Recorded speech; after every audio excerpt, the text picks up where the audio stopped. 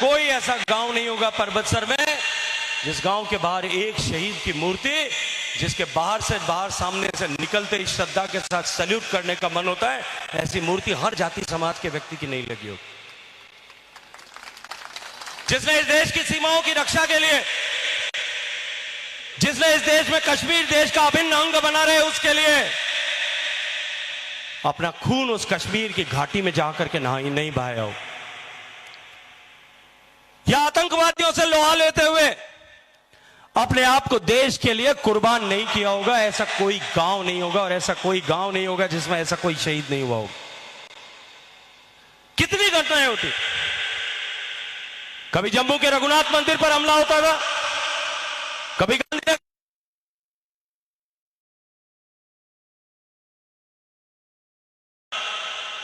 Bomb blast होते थे, कभी बंबई में हमारी आर्थिक राजधानी पर हमला होता था, कभी हैदराबाद में जाकर के हमारे जो इलेक्ट्रॉनिक्स एंड कम्युनिकेशन की राजधानी है उस पर जाकर के हमला होता था।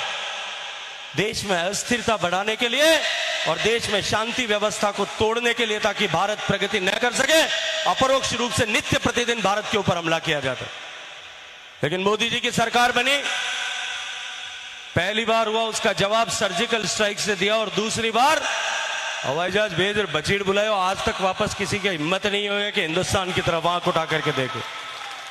और वो जो संदेश माननीय मोदी जी ने दिया कि भारत की भूमि के विरुद्ध चलने वाला हर षड्यंत्र, चाहे वो भारत की धरती से हो रहा है या भारत की धरती के बाहर दुनिया के किसी दूसरे देश की धरती से हो रहा है, अब भारत बर्दाश्त नहीं करेगा।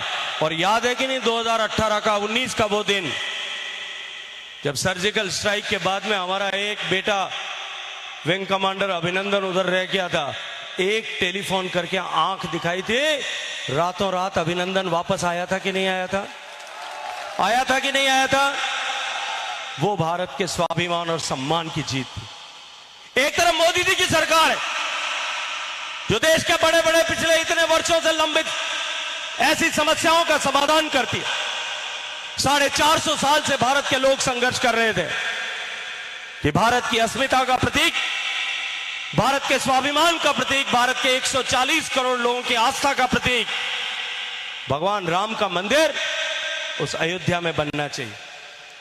और आपके मेरे सबके पूर्वजों ने, सब जाति समाज के लोगों ने बलिदान किए होंगे, अपना खून बहाया होगा इस लक्ष्य को लेकर के कि देश में, देश के स्वाभिमान का प्रतीक राम जी का मंदिर वहां बनना चाहिए। कांग्रेस पार्टी के लोगों ने तमाम विरोध किए, राम के अस्तित्व को नकारने का पाप किया, कहा राम हुआ नहीं था, कथाओं में लिख दिया गया, राम सेतु था नहीं, हनुमान जी हुए नहीं। जिसने राम और हनुमान को नकारा उसको जनता ने नकार दिया। 55 साल तक राज करने वाले अब लोकसभा में 55 भी नहीं बचे। माननीय मोदी जी ने राम जी का मंदिर बनाने का काम किया, और मैं आज आप सबका अभिनंदन करना चाहता हूं इस बात के लिए कि आप लोगों ने भागीरथ के बराबर पुण्य अर्जित किया। भागीरथ जी की कथा में आता है कि भागीरथ ने इतने सालों तक तपस्या की, इतने दशकों तक तपस्या की, ताकि अपने पूर्वजों को तार सके, अपनी पीढ़ियों को तार सके। तब जाकर के गंगा जी जो है वो स्वर्ग से उतर करके इस धरती पर आई थी। और 450 साल तक हिंदुस्तान के जिन लोगों ने भगवान राम का मंदिर बने, अयोध्या जी में बने, इसके लिए बलिदान किया, कुर्बानी दी।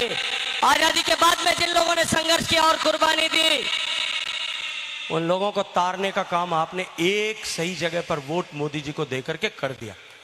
मैं अभिनंदन करना चाहता हूं, प्रणाम करना चाहता हूं आप सबके श्री चरणों में। आपने एक वोट सही दिया, राम जी का मंदिर बन गया। दूसरा वोट आपने सही दिया, अभी सतीश जी कह रहे थे 370 की धारा हमेशा हमेशा के लिए समाप्त होगी। भारत जिस दिन आजाद हुआ था तब से लेकर के यह कलंक भारत के माथे पर था कि भारत में एक ही देश में दो तरह के विधान और दो तरह के निशान थे, दो प्रधान काम करते थे। आतंकवादी नित्य प्रतिदिन उन सब के साए में घटनाएं करते थे।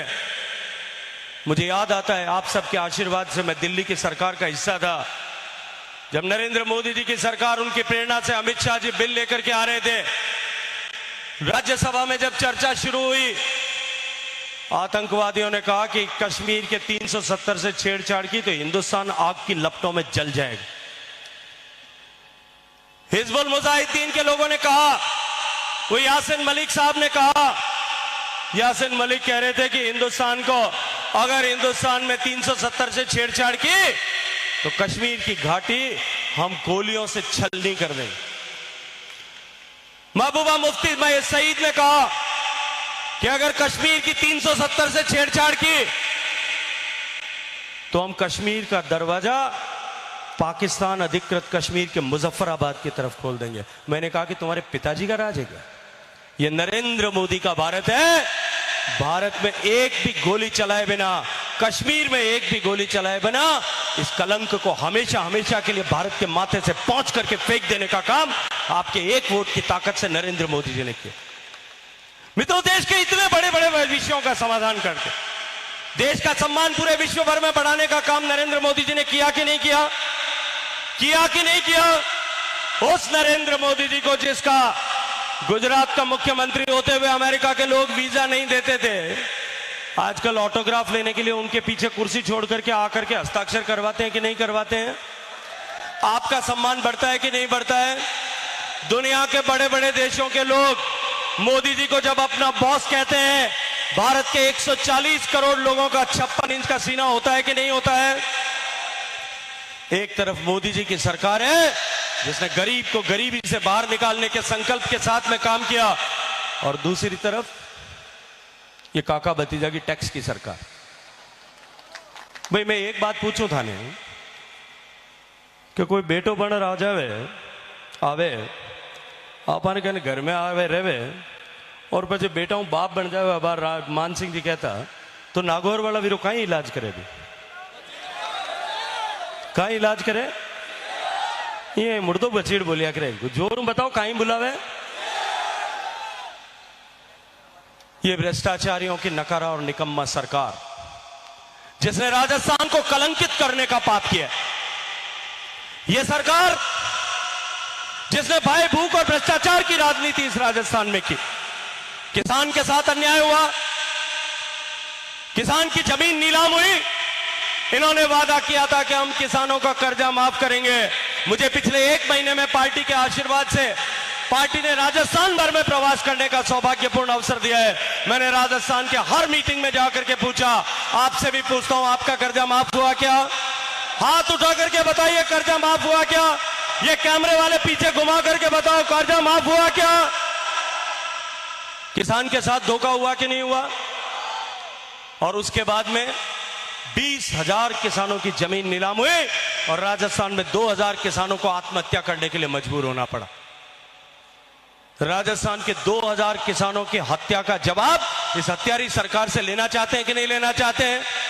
लेना चाहते हैं कि नहीं लेना चाहते हैं?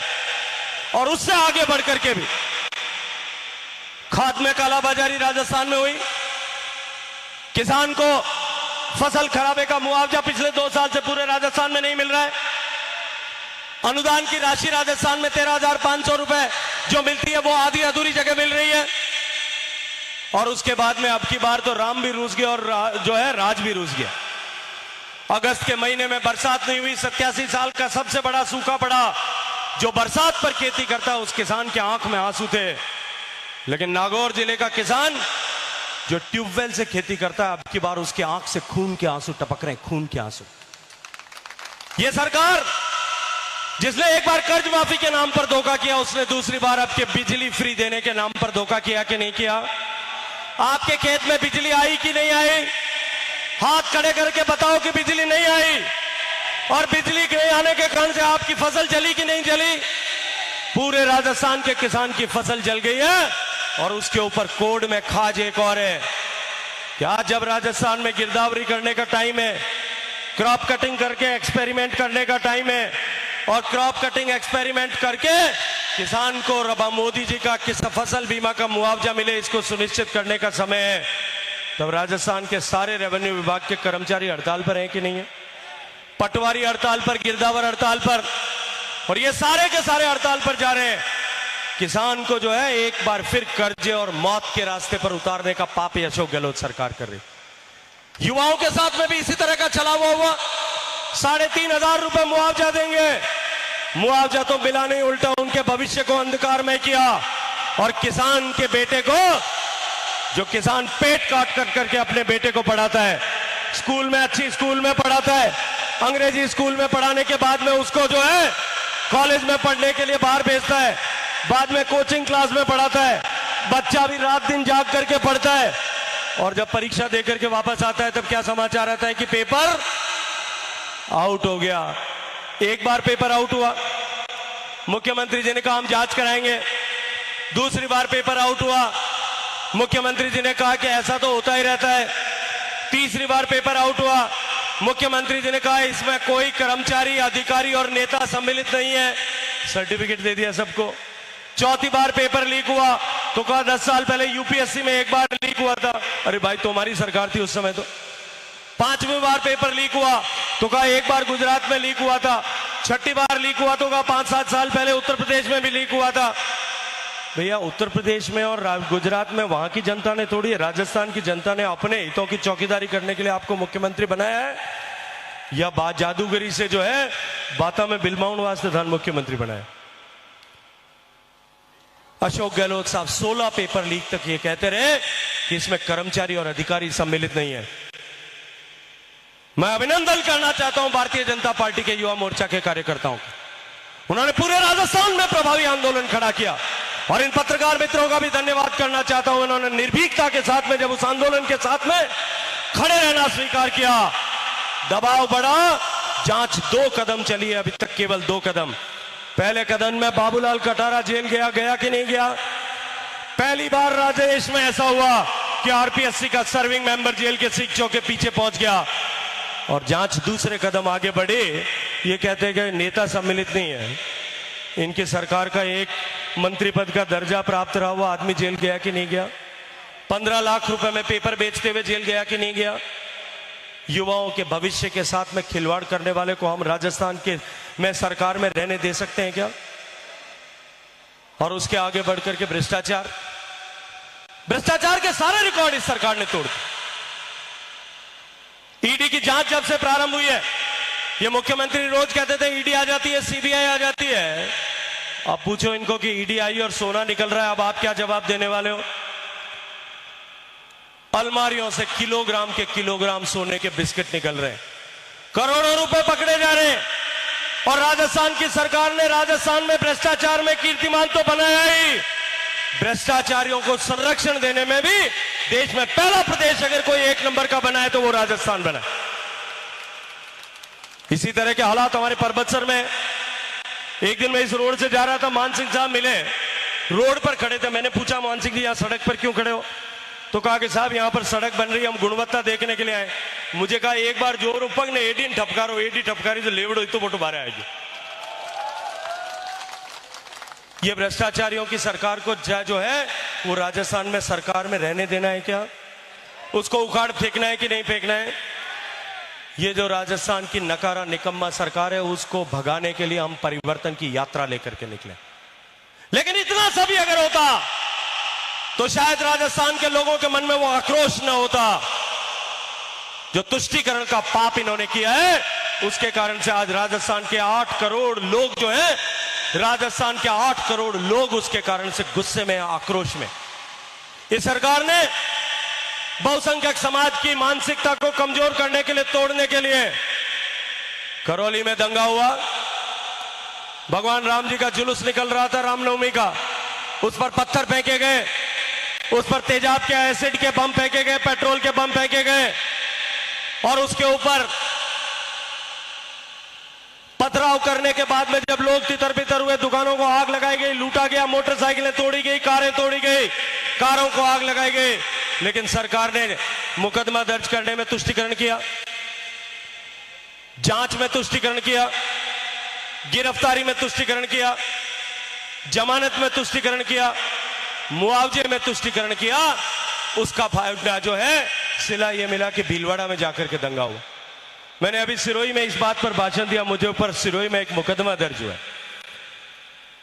कि आपने जो है भावनाएं भड़काने का काम किया। मैं सत्य बोलता हूं, उससे अगर किसी की भावनाएं भड़क के तो मैं भड़काने का दोषी हूं और 1000 बार यह सत्य जो है राजस्थान की जनता के सामने करूंगा। भीलवाड़ा में दंगा हुआ, दोबारा भीलवाड़ा में दंगा हुआ, जोधपुर में दंगा हुआ, और जब इन दंगाइयों के साथ में तुष्टिकरण सरकार ने किया, इनको मक्खन लगा हुआ हाथ फेरने का काम किया, उसका सिला यह मिला कि उदयपुर में कन्हैयालाल टेलर की गर्दन काट करके धड़ से अलग कर दी गई। और फिर इस राजस्थान में नारे लगे, उन नारों को लेकर के राजस्थान का बच्चा बच्चा आक्रोशित हुआ। यह तुष्टिकरण की सरकार, एक तरफ मोदी जी की सरकार भगवान राम का मंदिर बनवाती है, ये राम दरबार को क्रेन लगा करके ढहाने का पाप करते हैं।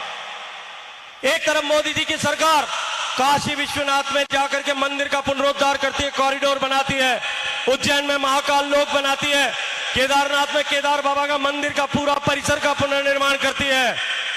और ये अशोक गहलोत सरकार 400 साल पुराने शिव मंदिर को अलवर में तोड़ करके उसके शिवलिंग को ड्रिल मशीन से तोड़ करके टुकड़े टुकड़े करने का पाप करती है। ऐसी पापी सरकार को हम सरकार में रहने दे सकते हैं क्या? पूछना चाहता हूं, रहने दे सकते हैं क्या? और इससे आगे बढ़ करके भी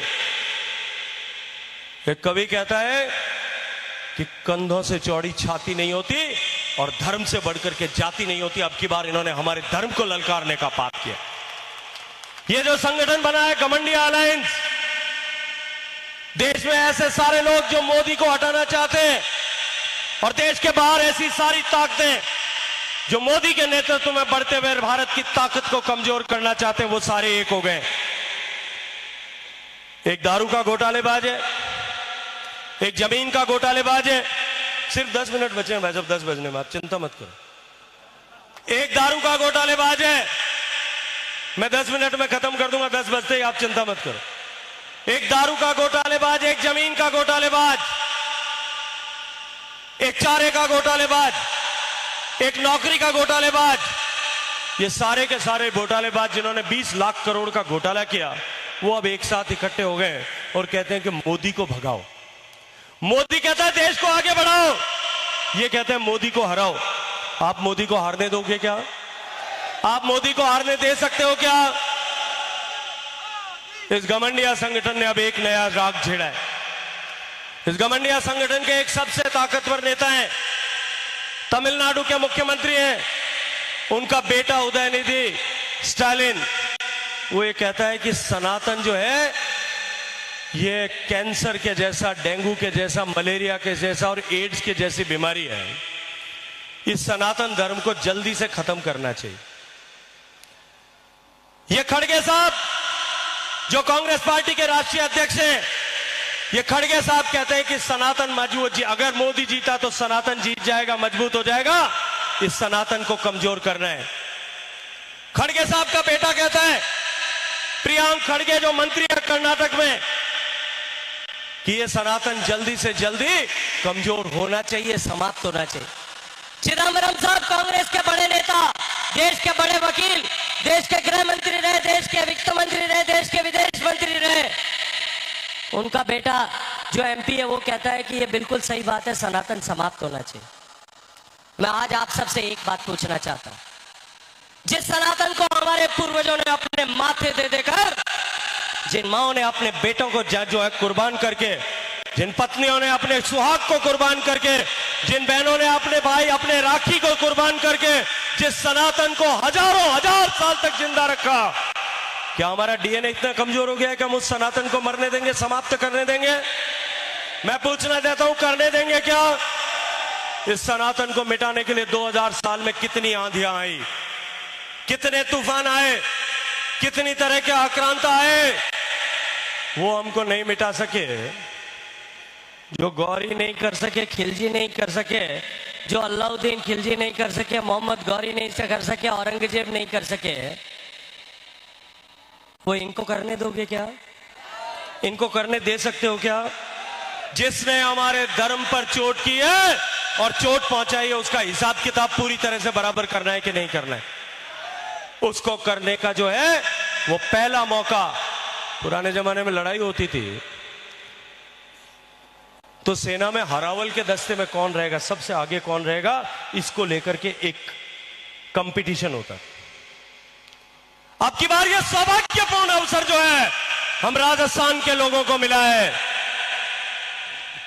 2024 के चुनाव में मोदी जी की सरकार जब बनने के लिए तीसरी बार बनाने के लिए चुनाव होगा तो पूरा देश जो है इन सनातन का विरोध करने वालों के विरुद्ध मतदान करेगा। लेकिन उसका सेमीफाइनल और पहला सेमीफाइनल खेलने का सौभाग्य हम राजस्थान के लोगों को मिला है। इस विधानसभा के चुनाव में इस सेमीफाइनल में इनको जवाब देना चाहते हो कि नहीं देना चाहते हो? इन भ्रष्टाचारियों को उखाड़ फेंकना चाहते हो कि नहीं चाहते हो? इन किसान विरोधी सरकार को उखाड़ फेंकना चाहते हो कि नहीं चाहते हो? इस युवा विरोधी सरकार को उखाड़ फेंकना चाहते हो कि नहीं चाहते हो?